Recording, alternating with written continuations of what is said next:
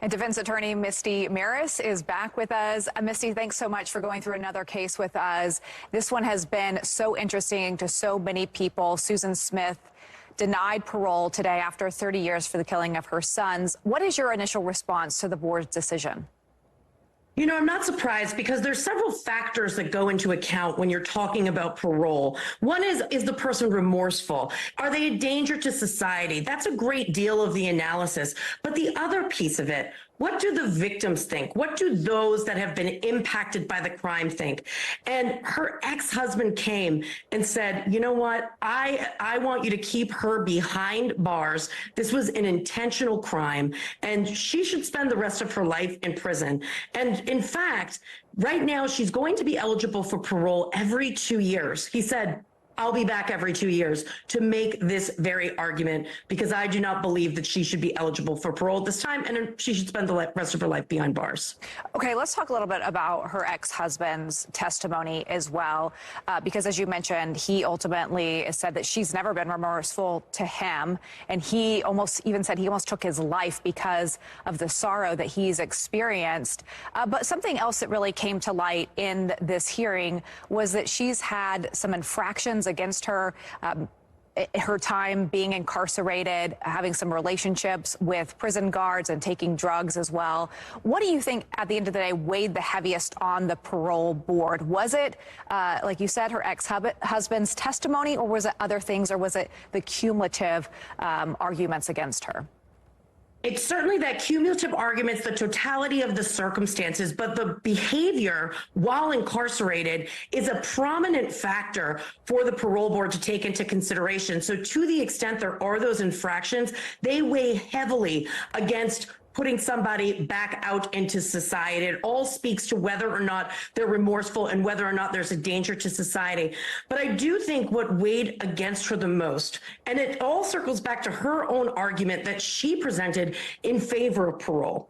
She raised issues regarding abuse. She raised issues regarding postpartum. She raised issues about her mental health. All of those very valid factors for an incarcerated individual to bring up. But what was pointed out was the nature of the crime at the time. It was not something that was done whimfully. It was not something that was done in the heat of the moment or accidentally.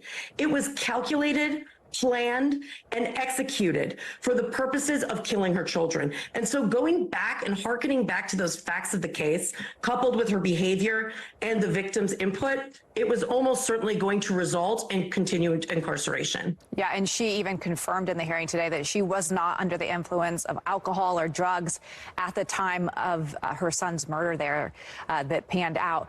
But talk to us a little bit more about her options here, because this is her first time to testify since she's been convicted. And you said, again, I'll be revisited in 2 years. What is her lawyer talking to her about? Because if you watch that testimony today, many people were saying it didn't seem like she was that remorseful or remorseful enough. Right. Her demeanor was certainly something that was called into question. And I think if you're her lawyer, and her lawyer did a lot of the presentation on her behalf, said that he had known her for a while now and found her to be remorseful and did hit all of the points that you need to make in a parole hearing.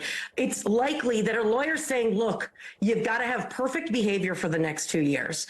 You have to come out and say that you're remorseful, that you're sorry, and not just say it. It has to be believable, and hopefully work towards, from a defense perspective, of course, her attorney, working towards the next 2 years where she'll meet with that parole board again and overcome some of the issues. The fact that she had this hearing gives her and her legal team the ability to basically approach it differently that next time around. And I think her behavior is going to be a very controllable element of that, but also to ensure that she is presenting in such a way where it may move the needle with the parole board in her favor. Yeah, very important there, because she just had that infraction in August against her. And obviously the timeline of this didn't work in her favor. Misty Marris, always appreciate your insight. Great to see you helping us break down these very important cases.